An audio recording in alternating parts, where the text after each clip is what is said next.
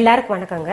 நம்ம அந்த கோவைக்காய் இருக்கு இல்லையா, கோவைக்காய், அந்த கோவைக்காயை வச்சுட்டு ஒரு நல்ல குழம்பு செஞ்சு காமிக்க போறேங்க. முதல்ல அதற்கு தேவையான பொருட்கள் என்னென்னு பார்த்துடலாம்.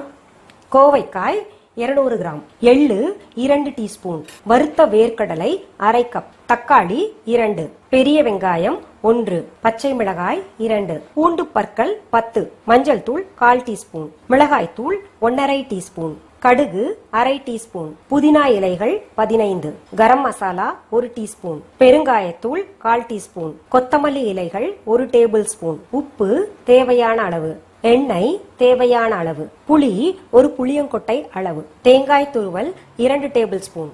கோவைக்காய் குழம்பு செய்வதற்கு தேவையான பொருட்கள் என்னென்னு பார்த்தோம். இப்போ அதன் செய்முறைக்கு போயிடலாங்க. நம்ம பாருங்க, நான் 2 மண் பாத்திரம் அடுப்புல வச்சிருக்கேங்க.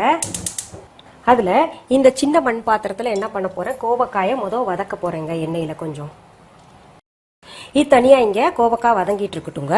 இன்னொரு அடுப்புல நம்ம என்ன பண்ணோம்னா, கொஞ்சம் எண்ணெய் விட்டுட்டு இதுல இந்த வெங்காயம் போட்டுக்கலாம், அப்புறம் பச்சை மிளகாய் போட்டுக்கலாம், பூண்டு பற்கள் போட்டுக்கலாங்க. எல்லாம் பக்குவமா வதக்கணுங்க. தீயாம ஒரு மாதிரி கலர் மாறுற வரைக்கும், அந்த பச்சை வாசனை போற வரைக்கும் வதக்கிக்கணும். ஒரு லைட் பிங்கிஷ் ஆயிடுச்சுல்ல, இதுல இப்போ புதினா இலைகளை சேர்த்துக்கலாம்.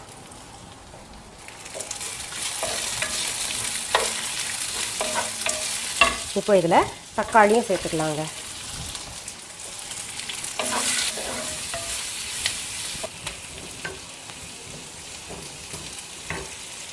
இப்போ இந்த கோவைக்காயை பாருங்க, முழுசா நான் அப்படியே போடல, 4ஆ கீறி இருக்கேன். இங்க பாருங்க, லைன்ஸ் தெரியுதா? இந்த மாதிரி 4ஆ கீறிக்கணும். அப்பதான் அந்த மசாலா எல்லாம் பாத்தீங்கன்னா நம்ம கிரேவிக்குள்ள போடும்போது நல்ல மசாலா உள்ளெல்லாம் போகும்.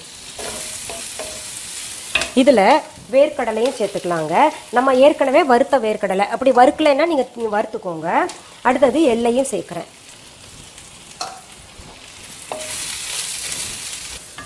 வெள்ளை எள் நான் சேர்த்துருக்கேன். வெள்ளை எள் இல்லை, கருப்பு எள் தான் இருக்குன்னா ஒன்றும் கவலைப்பட வேணாம். டேஸ்ட் எப்படி இருந்தாலும் ஒன்று தான் கொடுக்க போகுது நமக்கு.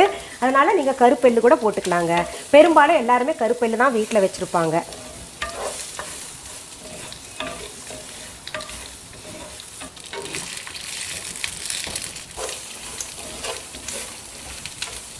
இது ஓரளவுக்கு பச்சை வாசனை போயிடுச்சுங்க. இதை அடுப்பு விட்டு நான் இறக்க போகிறேன். இப்போ ஆற விட்டு நம்ம இதை அரைக்கணும், நல்லா நைஸாக அரைக்கணுங்க தேங்காவை சேர்த்து. பாருங்க, இதுல தேங்காய் பூவும் சேர்த்துக்கிறேன் நான்.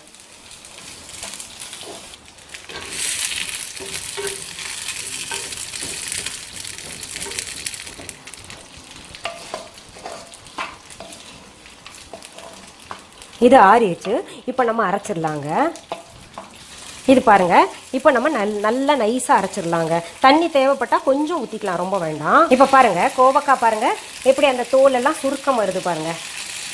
நல்லா இன்னும் கொஞ்சம் வதக்கணும். இதில் இப்போ லைட்டாக உப்பு சேர்த்துக்கலாங்க. இந்த நேரத்தில் சேர்த்தோம்னா நல்லா பக்குவமாக இருக்கும் அது.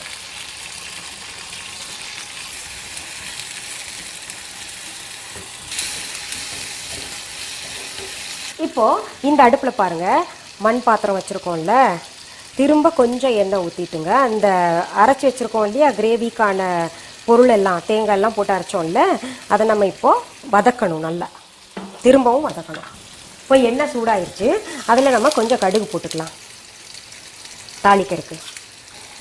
அப்புறம் பெருங்காயத்தூள் போட்டுக்கலாங்க. கடுகெல்லாம் வெடிச்சிருச்சு.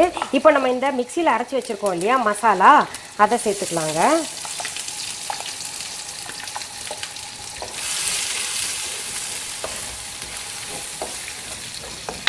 அதுக்குள்ளே பாருங்கள் இந்த கோவைக்காய் எப்படி இருக்குன்னு. இன்னும் கொஞ்சம் வதங்கட்டும். இது இன்னும் கொஞ்சம் எண்ணெய் ஊற்றி ஃப்ரை பண்ணிக்கலாங்க.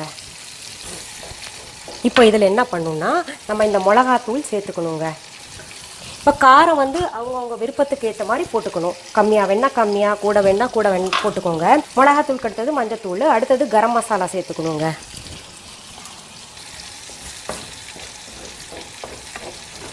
இப்போ என்ன பண்ணுவோம், இந்த மிக்சி ஜார் கழுவி வச்ச தண்ணியை ஊற்றிக்கலாம். இதில் கொஞ்சம் உப்பு சேர்த்துக்கலாம். அடுத்தது கொத்தமல்லி இலைகளை கூட சேர்த்துக்கலாங்க.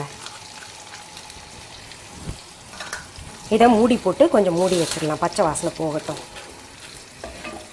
இப்போ கோவக்காய் பாருங்க ஆல்மோஸ்ட் நம்ம இறக்கக்கூடிய ஸ்டேஜில் வந்துருச்சு. இருந்தால் கூட நான் சிம் பண்ணி இதை அடுப்புலையே இருக்கட்டும். ஏன்னா அதுவும் கொதிக்கணும் இல்லையா, அது கொதிச்சு இது நம்ம போடுறதுக்கு சரியாக இருக்கும். அதுக்கிடையில் நம்ம புளியங்கொட்டை அளவுக்கு புளி எடுத்துருந்தோம் இல்லையா, அதை கரைச்சிக்கலாம் நல்லா.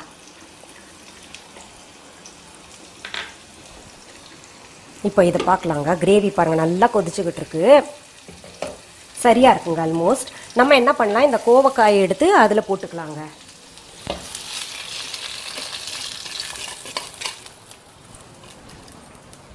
இப்போ இதில் புளி தண்ணியும் ஊற்றிக்கலாம்.